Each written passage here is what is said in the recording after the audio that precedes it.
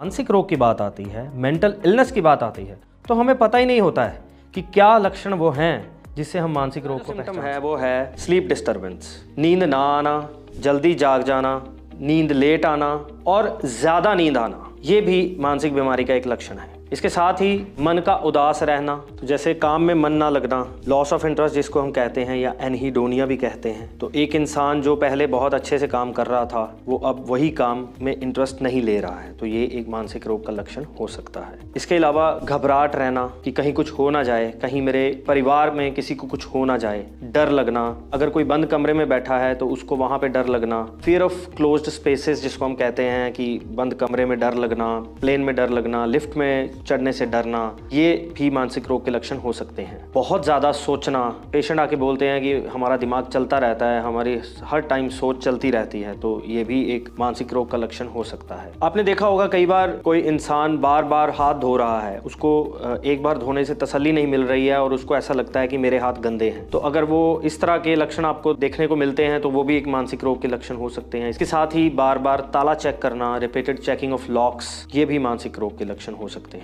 मरने के ख्याल आने, सुसाइडल थॉट्स, अगर कोई इंसान ऐसी बातें कर रहा है कि उसका मरने का दिल कर रहा है तो उसको हमें सीरियसली लेना चाहिए और उसको इलाज दिलवाना चाहिए, बिकॉज ये एक बहुत ही इंपॉर्टेंट सिम्टम है मेंटल इलनेस का। साथ ही कुछ लोगों में ओवर एक्टिविटी होती है, कुछ लोग सारा दिन काम करते रहते हैं, बहुत ज़्यादा बोलते हैं, बहुत लाउड वॉइसेस में बोलते हैं, आपको बोलने का मौका नहीं देते हैं, ओवर कॉन्फिडेंट होते हैं, उनको ऐसे लगता है कि हमारे बहुत जगह पे लिंक्स हैं, बहुत बड़े बड़े लोगों से हमारे लिंक्स हैं, जबकि ऐसा एक्चुअल में होता नहीं है। ये बहुत एग्रेसिव भी हो सकते हैं, जिसमें बहुत ज़्यादा गुस्सा करते हैं, वो खुद को भी नुकसान पहुंचा सकते हैं और किसी को भी नुकसान पहुंचा सकते हैं। तो इस तरह के जो लक्षण है वो भी मानसिक रोग के लक्षण हो सकते हैं। सिर दर्द रहना, माइग्रेन या टेंशन हेडेक, ये मानसिक रोग के लक्षण हो सकते हैं। अक्सर हमने देखा है कि जब ज़्यादा स्ट्रेस होता है तो सिर दर्द भी उसके साथ ही शुरू हो जाता है, तो इस तरह के जो लक्षण हैं उनको भी हमें ध्यान देना चाहिए। शक